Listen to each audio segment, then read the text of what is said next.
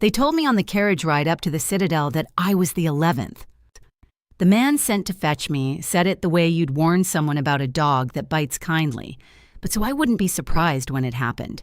10 nannies before me. 10 women, some of them famous in their craft governesses, who'd raised the children of great houses, and every one of them had come up the mountain to Ravenhold and come back down it again, within a month, defeated. The young prince, the man said carefully, watching the pines go by, is not an easy child. You should know that before we arrive. He isn't. He stopped and tried again. He hasn't let anyone touch him in a year. Not since the Queen died. Not a hand on his shoulder, not a hug, not being carried to bed. He flinches from all of it. He barely speaks. The last nanny lasted 9 days. He gave me a look that was almost pity. Why a lowborn girl with no references thinks she'll do better than 10 trained governesses, I'm sure I don't know. But His Majesty is past the point of being particular. I didn't tell him why. I didn't tell him anything. I had learned in my 22 years that the safest thing to say to a stranger is very little, and that the things that qualify you for the hardest work in the world are rarely the things that look good on a reference. I will tell you, though, because you'll need it to understand the rest. I knew how to sit with a grieving child because I had been one, and because I had raised one, and because I had lost one. My parents died when I was 14 of the same winter fever 3 days apart, and they left me with a brother. His name was Pip, and he was 4 years old, and he was the whole of my world, and the whole of my responsibility, both at once, overnight. I raised him. In a cold rented room with whatever work I could find, I raised that little boy for 6 years, and I learned everything there is to know about the inside of a child, how they hide their fear, how they test, whether you'll leave, how grief sits differently in someone too small to have the words for it. I remember the early days most. Pip at 4 had gone the same way Bram would go years later, folded up, gone quiet, testing the cold new shape of a world without a mother. And I was 14 and terrified and certain I would fail him, and I had no one to teach me. So I learned the only way anyone really learns the important things, which is by getting it wrong and watching what it cost, and trying again. I learned that you cannot cheer a grieving child out of his grief.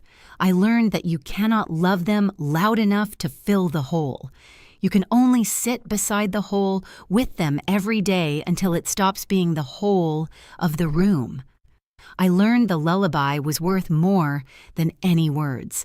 And slowly, over those 6 years, I had the deep, secret joy of watching a folded-up child unfold into a person, a funny, fierce, gap-toothed little person who named the stars wrong on purpose to make me laugh, who I loved more than I have ever loved anything before or since. And then when Pip was 10 and I was 20, the fever came back through our quarter, and I sat up with him for 11 nights, and on the 11th night, I lost him too. I won't tell you what that did to me. There are things you cannot put in a sentence. I will only tell you that after Pip died, I did not think I would ever again go near a child, because loving one and losing one had very nearly ended me, and I had decided the way you decide things in the worst of grief that I was done. That I would take in no more small creatures to love, because the loving cost more than I had left to spend. And then word came through the chain of gossip that runs even to the poorest rooms that the Alpha King at Ravenhold was desperate that he'd burn through 10 nannies, that there was a little boy up on the mountain who had not let a soul touch him in a year, and something in me that I'd thought was dead stood up and would not sit back down. Because I knew that boy. I had never met him, but I knew him. I knew exactly what it is to be small and to have the person who held you simply stop being there, and to decide in the wordless logic of a child that the safest thing is to let no one hold you ever again so that no one can ever again be taken. I knew the shape of that.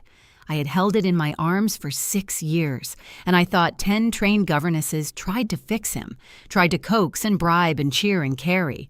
None of them knew the one thing I knew, which is that you cannot reach a child like that by reaching for him at all.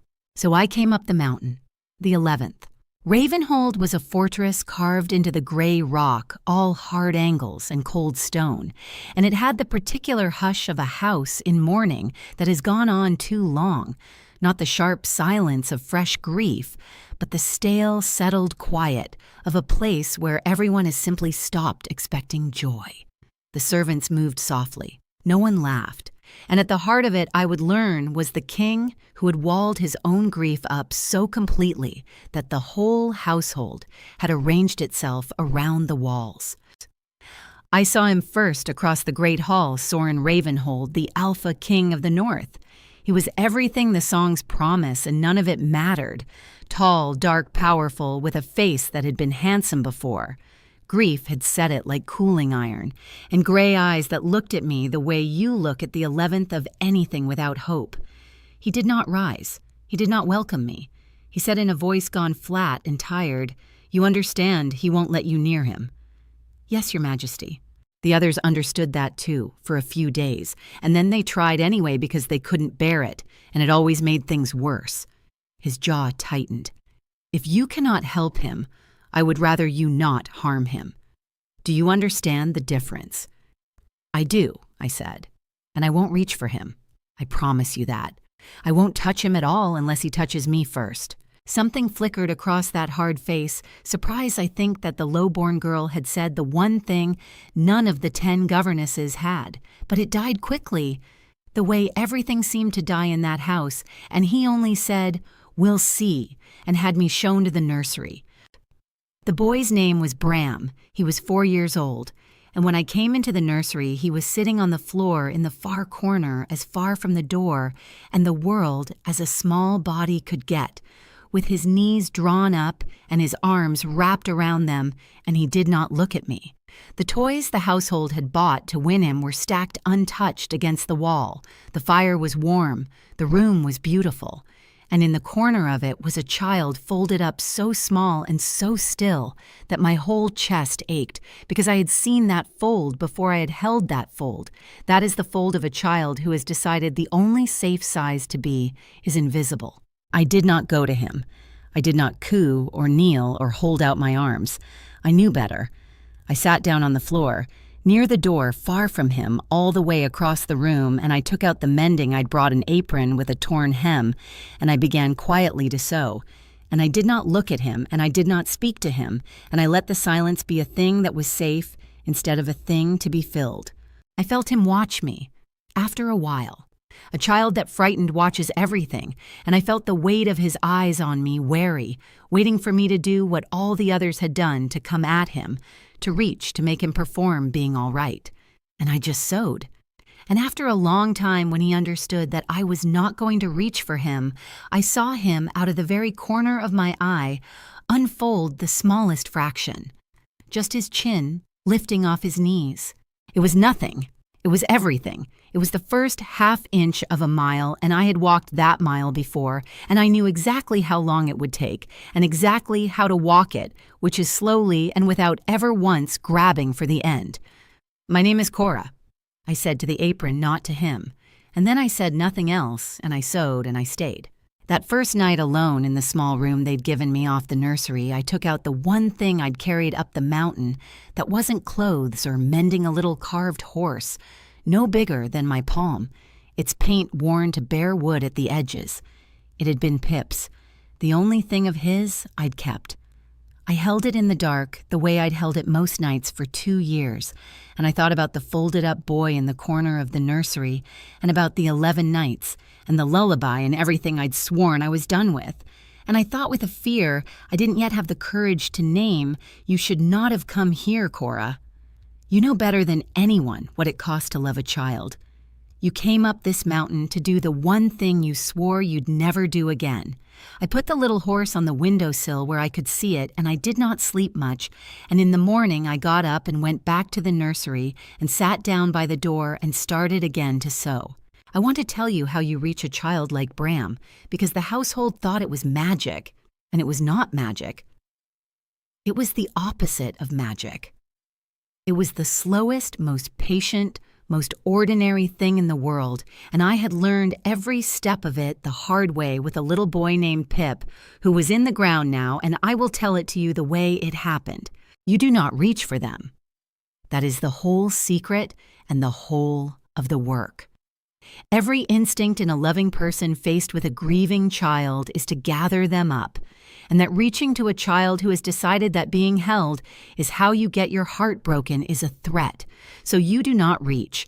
You make yourself safe and boring, and near day after day, asking nothing until the child's own curiosity and the child's own buried hunger to be loved, finally, on the child's own terms, in the child's own time, reach for you. So that is what I did. Every day I came to the nursery, and I sat near the door, and I did small, ordinary things, mending peeling apples, humming under my breath, and I let Bram exist near me without requiring anything of him. I narrated nothing. I demanded no eye contact, no words, no smiles. When I brought his meals, I set them down within his reach and withdrew so that eating was not a thing he did under my watching. When I told stories, I told them to the room, to the fire, to my own hands, never at him, so that he could listen or not listen as he chose and never be caught at it. And slowly, over days, over a week, over two, the mile got walked. The chin came off the knees. Then he was sitting up. Then one morning he had moved 3 feet closer along the wall, still not looking at me, pretending the move had nothing to do with me, and I pretended right along with him, because the kindest thing you can do for a child testing whether it's safe to come closer is to not make a single sound about it when they do. There was a thing I did in those weeks that mattered more than all the rest, though I didn't plan it. I hummed. It was a lullaby, an old one. My mother's the one she'd hummed to me and the one I'd hummed to Pip through 6 years of nights and 11 final ones. I hadn't sung it since he died. I thought I never would. The sound of it in my own throat was unbearable for a long time. But sitting on a stone floor in a mourning fortress, mending an apron, it came out of me one afternoon almost without permission, low and tuneless, the way you hum a thing your body remembers better than your mind.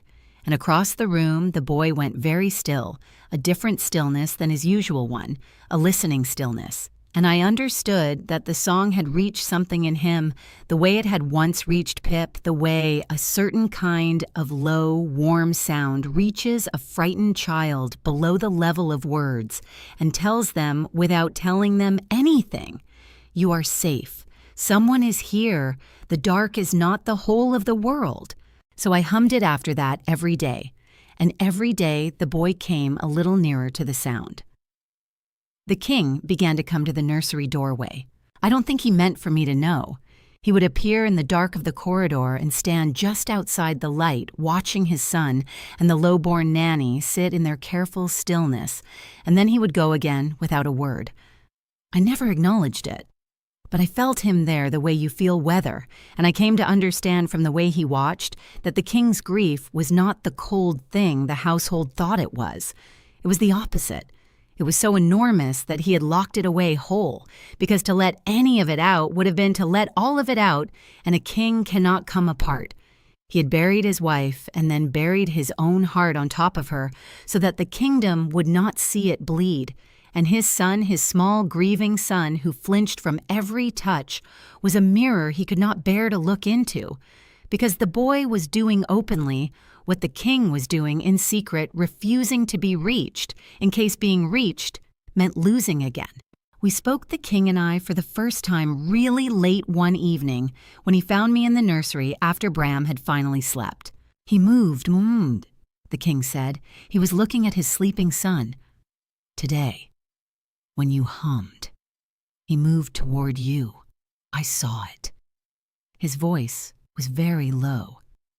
10 governesses, a year of physicians, and a girl from a rented room sits on my floor and sews, and my son moves toward her.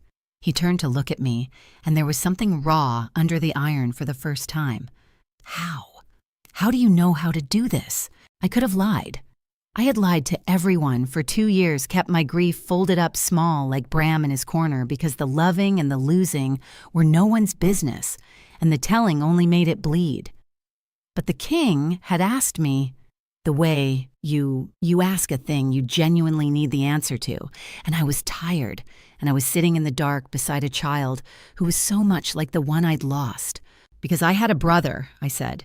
I raised him. Our parents died when I was 14 and he was 4, Bram's age, and I raised him for 6 years in a cold room with nothing, and then a fever took him too when he was 10. My voice was steadier than I expected.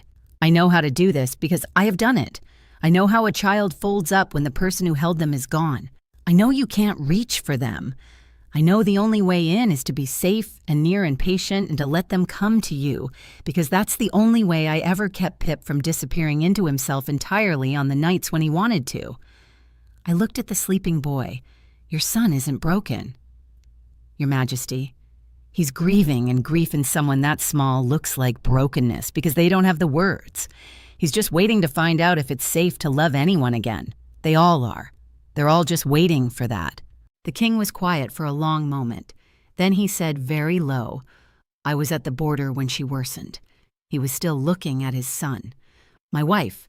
There was a campaign, there is always a campaign, and the physician sent word that it was a fever, nothing grave that she would mend. So I stayed. I stayed at the border doing the work of a king, and by the time the second message reached me, she was already gone, and Bram had watched it happen without me, and I came home to a wife in the ground and a son who would not look at me. His jaw worked. I have told myself for a year that there was nothing I could have done. The physicians say it's true, and it changes nothing because the not being there is its own wound separate from the losing, and I don't know how to set it down. He finally looked at me. You sat 11 nights. You were there for every one of them, and you lost him anyway. Which is worse, do you think, to be there and lose them, or to be away and lose them? I have decided it doesn't matter. They're gone either way, and you carry whichever guilt you were handed. They're gone either way, I agreed softly, and you carry whichever guilt you were handed. Yes. I had never heard anyone say it so exactly, but I'll tell you the one thing I learned sitting those 11 nights. Being there didn't save him, but it meant he wasn't alone. That's the only thing being there can ever promise, not that you'll save them, but that they won't be alone. You couldn't give her that, and it will hurt you forever, and it wasn't your fault. I nodded toward Bram, but you can give it to him, starting now. He doesn't need you to have saved his mother. He needs you to stop standing in the doorway. The king looked at me for a long moment, and something in that locked iron face shifted. Not broke, not yet, but shifted the way a great stone shifts the first fraction before a thaw. And I realized I had said they, and that he had heard it, and that he knew I had not only been talking about the boy. It was, I think, the first moment either of us looked at the other and saw not a king and a nanny, but two people carrying the same unspeakable thing. It was also, unfortunately, the moment Lady Sabine decided I was a problem. She was high-born, beautiful, ambitious, a daughter of a great house who had been circling Ravenhold for months, ever since the year of mourning made the king's bed an empty throne worth claiming. She wanted to be the next queen, and she had been patient about it, and she did not at all like the look of the low-born girl her future husband had started visiting in the nursery at night.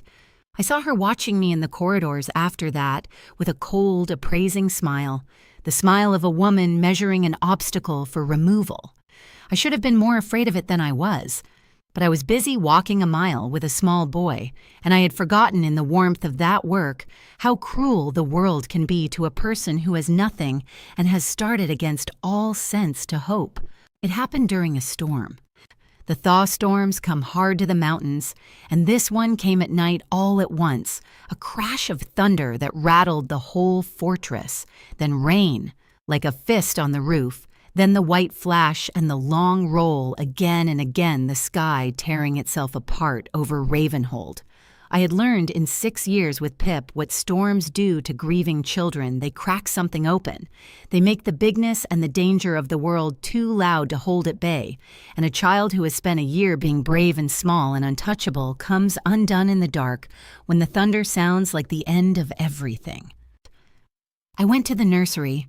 I didn't run. I never ran toward Bram. Running is reaching, but I went and I found him exactly as I'd feared, out of his bed, backed into his corner, his small body rigid with terror, his eyes huge, every flash of lightning throwing his white face into relief. He was shaking, and he was making a sound I had never heard him make, a thin, high keening, the sound of a child who was too frightened even to cry properly, and it went into me like a blade because I had heard it before from another small throat on another bad night long ago. I did not reach for him, even then. A year of his trust hung on my not reaching, and I knew that one grab, however loving, would slam every door I'd spent weeks opening. So I did the only thing I knew. I sat down on the floor near him, nearer than I'd ever let myself sit, but still not touching an arm's length away in the dark, and I made myself a safe, still, warm thing in the middle of the storm, and I began very softly under the thunder to hum. The lullaby, my mother's, Pip's, low and warm and tuneless, the sound that says, "You are safe, someone is here. The dark is not the whole of the world." The boy's keening faltered. I kept humming. I did not look at him. I looked at my own hands folded in my lap, and I hummed the old song into the storm, and I let the space beside me be open and safe and waiting, and I asked for nothing, and I reached for nothing. And then between one roll of thunder and the next, I felt it, a small hand on my knee. I did not move. I did not breathe. I kept humming, kept my hands still, kept my eyes down, while every cell in my body went luminous with the enormity of it. A touch, his touch, the first he had given anyone in a year, his choice, his hand reaching. And then the storm flashed white again, and the boy made a small broken sound and moved, crawled fast the way a frightened child finally breaks for safety, and climbed into my lap, his whole small shaking body pressing into mine, his face buried against my chest, his hands fisting in my dress, holding on the way a drowning thing holds the only solid thing in the water. I put my arms around him, slowly, carefully, the first time anyone had been allowed to, and I held that small, shaking, grieving boy through the storm, and I hummed and I felt him cling, and I thought my heart would break with how much it was not breaking. And then muffled against my chest, so quiet, I almost lost it under the thunder, in a voice rusty from a year of near silence, the boy said one word, "Mama!" The world stopped. He didn't say it like a mistake. He didn't say it like he thought I was her. I understood that even then, even in the shock of it. He knew his mother was gone, a child that age knows. He said it the way a drowning child names the thing that has pulled him out of the water. He said it the way you say the word for the one who holds me, the one who is safe, the one who stayed. He had no other word for what I was. There is no word in a 4-year-old's whole heart for the person who sits in the storm and does not reach and waits until you can reach for them. The only word he had was that one, and he gave it to me. His face buried in my chest, his small fists holding on, and I felt it go through me and rearrange everything I had decided about never loving a child again. "I'm here," I whispered into his hair, my voice not steady at all now. "I'm here, sweetheart. I've got you. The storm can't have you. I've got you." And then I looked up. The king was in the doorway. I don't know how long he had been there. Long enough. He stood in the dark of the corridor with the lightning flashing behind me, and he was looking at his son, who had not let a soul touch him in a year, curled in a lowborn nanny's lap, with his fists in her dress, having just spoken his first clear word in 12 months, and the king's iron face had finally completely come apart. I had never seen a grown man's face do what his did in that doorway. Joy and grief and disbelief and a terrible breaking hope all at war all at once. His son was healing. His son had reached for someone. And the someone was not him, was not the boy's father who had spent a year locked behind his own walls, unable to reach the child, because reaching meant feeling and feeling meant losing again.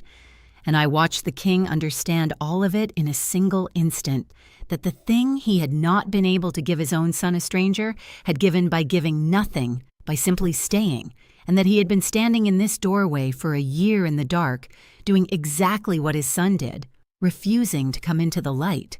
He took one step into the room. His hand came up, half reaching toward his son, and then with a discipline that must have cost him everything, he stopped, because he had learned watching me that you do not reach, that the boy had to choose. And the king, the alpha king of the north, stood 3 feet from his own child, with his hand half raised and his face weepy, and let it be the boy's choice, the way I had taught him without ever meaning to teach him anything. And the cost of that restraint on that powerful man was the most moving thing I have ever seen. "Bram," he said very softly, just his son's name, an offering, not a demand. And the boy in my lap turned his head and looked at his father, and after a long, long moment, a moment in which the whole of 2 grieving years hung in the balance, he loosened one fist from my dress and held out his small hand toward the king. I will remember the sound the king made for the rest of my life. After the storm, everything changed, and that is exactly when I began, in my quiet, careful way, to ruin it. Because the boy healed. Day by day, now that the door was open, Bram came back to the world. Let his father hold him, began to speak, began in the wary, stunned way of a child relearning safety to play, and the king healed alongside his son, the iron coming off him in pieces, and the 3 of us fell into something in those weeks that I did not have a name for and did not let myself name, because naming it would have made it real, and real things can be lost. The king started coming to the nursery, not at the edges, but into the middle of it. He sat on the floor with us, the alpha king of the north, on the floor, and learned his own son again, and learned me, and there were evenings after Bram slept when he and I sat by the fire and talked the way 2 people talk, who have each survived the same wound, and I felt myself falling helplessly into something I had sworn off forever. Not just the boy, the man. The grief we shared, and the way he'd stopped his own hand in that doorway, and the way he looked at me now across the fire like I was not the 11th of anything, but the first of something. And the more I felt it, the higher the wall went, because I knew how this ended. I had buried it. Loving a child had nearly killed me once. I had sworn never again, and now I was loving 2 of them, a boy and his father both.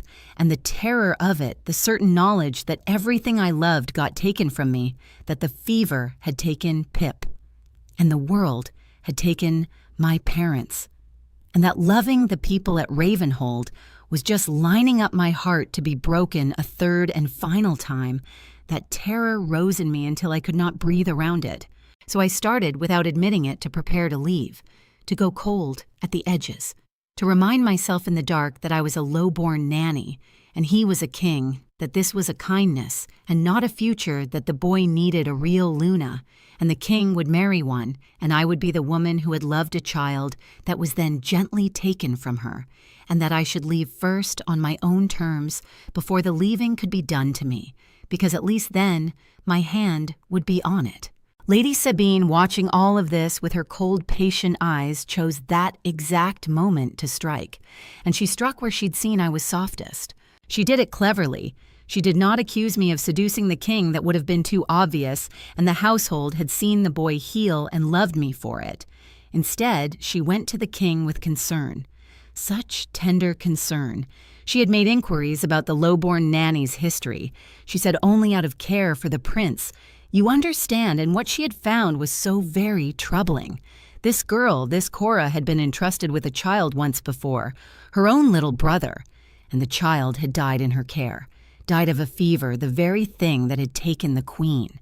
Was it wise, Sabine asked with exquisite gentleness, to let the prince, the king's only heir, the future of the realm, grow so attached to a woman with such a history? A woman who had already lost one child she was meant to protect. What would it do to the boy who had only just learned to love again if he came to love her completely, and then she failed him too? Was the kind thing, the responsible thing, not to separate them now gently before the attachment grew any deeper and any more dangerous? It was monstrous, and it was built like all the cruelest lies on a frame of true and terrible facts. Pip had died in my care.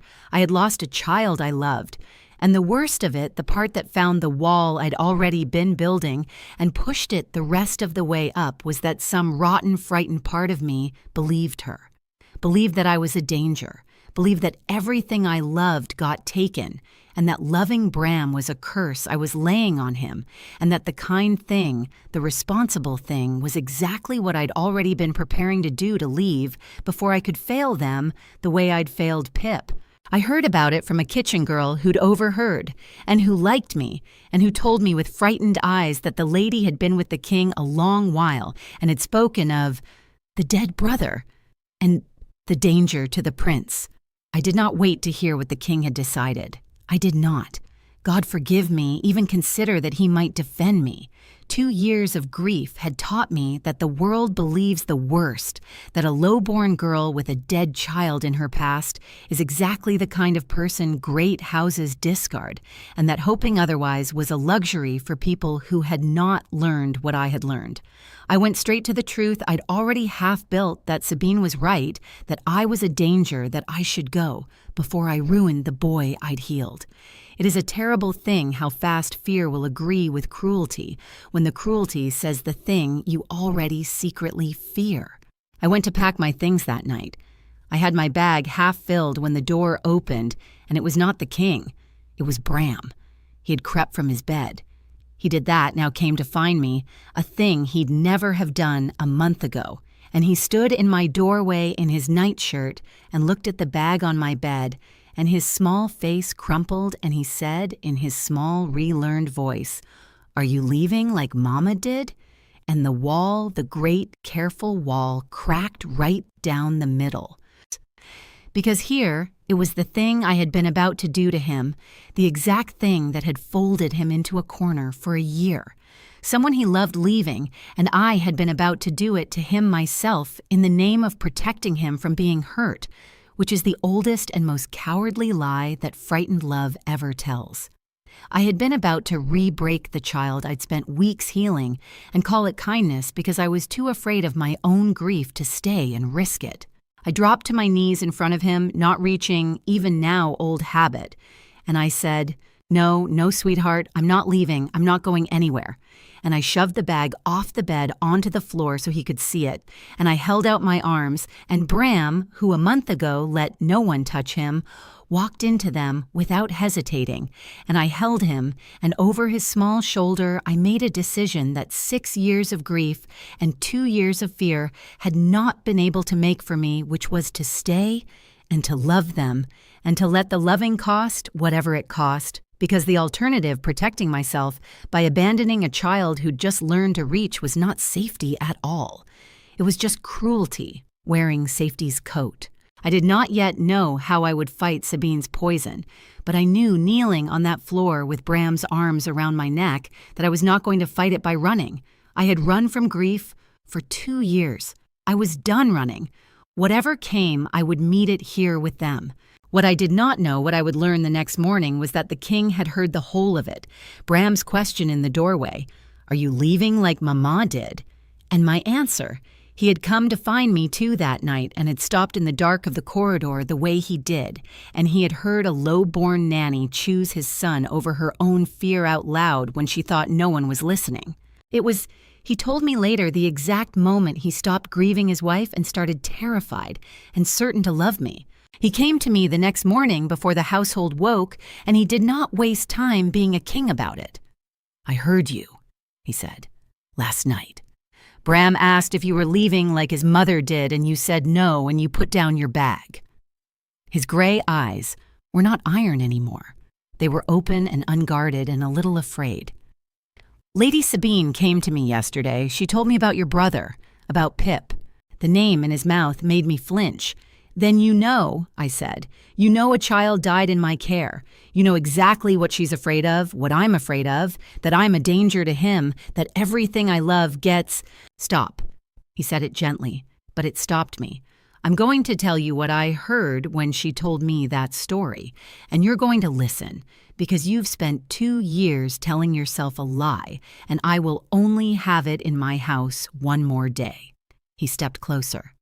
She told me a child died in your care and meant me to hear negligence, danger, bad luck that follows you. Do you know what I heard? I heard that a 14-year-old girl with nothing raised an orphaned 4-year-old for 6 years in a cold room alone with no help from anyone in the world, and then sat at his side for 11 nights when the fever came and lost him anyway, the way I lost my wife. Despite every physician in the realm, the way the world takes the people we'd give our own lives for and does not ask us first. That is not the story of a dangerous woman, Cora. That is the story of the most steadfast, most loving, most unbreakable person I have ever heard of. She didn't show me a reason to send you away. She showed me exactly why my son chose you, because some part of him knew that the woman who sat in the storm and did not reach for him had already sat 11 nights for someone she loved and had learned the kind of love that stays no matter what it costs. I could not speak. 2 years. The thing I had carried as my shame, my curse, the proof that I was a danger, and he had picked it up and turned it over and found in the exact same facts the proof of the opposite. As for Sabine, he went on, and the iron came back but pointed outward now. She wanted to use the worst night of your life as a knife to cut you out of ours. Because a lowborn nanny who heals a prince is in the way of a highborn woman who wants a crown. I sent her from Ravenhold this morning. She will not trouble you again. His voice gentled. I should have done it months ago. I was too buried in my own grief to see what was growing under my own roof, both the rot and the... He stopped. His jaw worked. Both the rot and the thing worth protecting. And then the Alpha. King of the North did the thing I will love him for as long as I live. He did not reach for me. He had learned it from me, watching me with his son for weeks.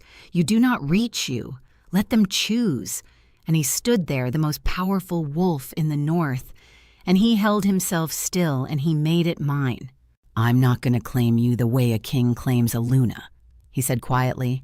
And I am not, hear me, this matters. I am not looking for someone to replace the woman I buried, or to be a mother stitched onto my son to fill a hole. Sabine thought that's what this was, a lonely king grabbing a convenient warmth. It isn't. I grieved my wife for a year behind a wall so high my own child couldn't reach me.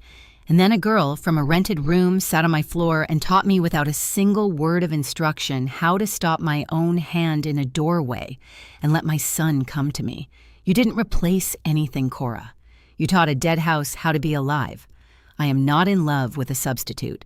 I am in love with the bravest woman I have ever met, who buried a child and a brother and her own parents and still climbed a mountain to sit in the dark with someone else's grieving boy because she couldn't bear to let another child disappear on.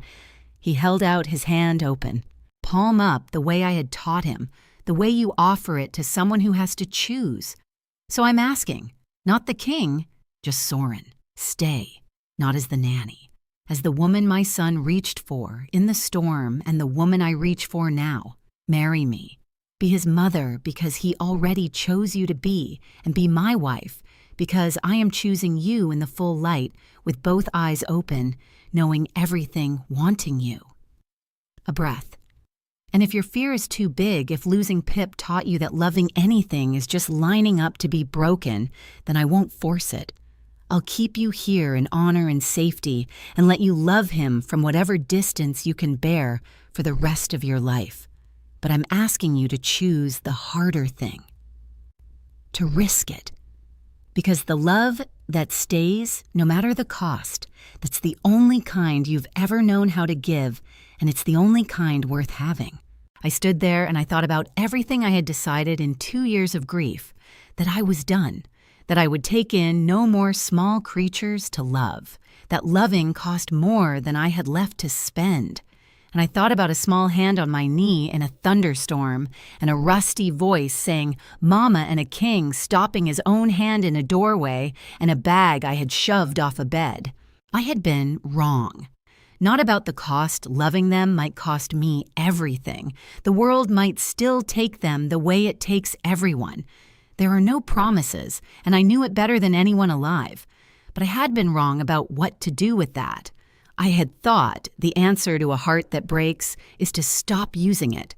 And the truth a 4-year-old taught me in a storm, the truth I'd actually known all along from 6 years with Pip, is that the only answer to a heart that breaks is to love anyway fully while you have the chance, and to stay and to let the staying be the bravest thing you ever do. I put my hand in his. I did it myself, the way I would do everything from then on by choosing it. There are no promises, I said as his fingers closed around mine, as something in his gray eyes broke open with relief. You should know that. I can't promise nothing bad will happen.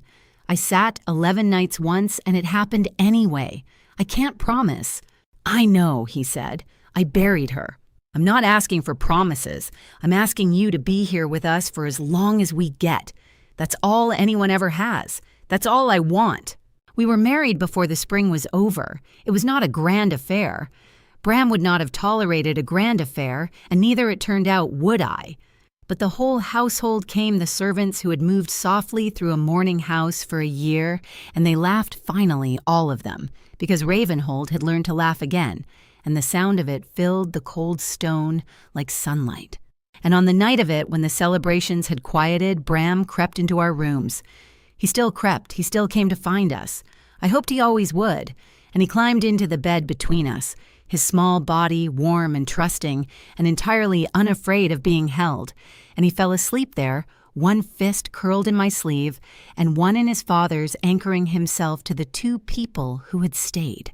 I had given him the little carved horse the week before, Pip's horse, the worn one from my windowsill. I had carried it for 2 years as the last piece of a boy I'd lost, and I had thought I could never let it go.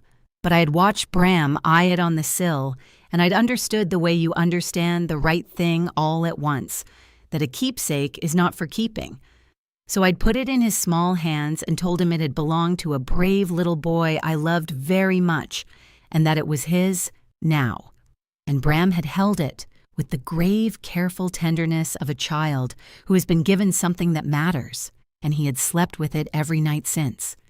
It was in his fist now, the 3rd small anchor the boy I lost somehow keeping watch over the boy I'd found. I hummed my mother's lullaby, the one I'd sung to Pip, the one I'd sung into a storm, and it was not a song of loss anymore. It had become a song of a family, of 3 people the world had broken, and then, against all the odds, allowed to find each other in the dark. I had come up the mountain the 11th of something certain. I was done with loving small creatures, certain the loving cost more than I had to spend. I was so wrong, and I am so glad. A grieving boy in a corner taught me the thing I'd somehow forgotten, even after 6 years of learning it, that you do not protect your heart by refusing to use it, that the bravest love is the love that stays, and that sometimes the child who has not let a soul touch him in a year will in the middle of a storm reach out one small hand and choose you and call you in a voice rusty from grief by the only word his whole heart has for the one who stayed. He calls me Mama still. He chose it in a storm, and he has never once taken it back, and I have never once stopped being glad I stayed to hear it.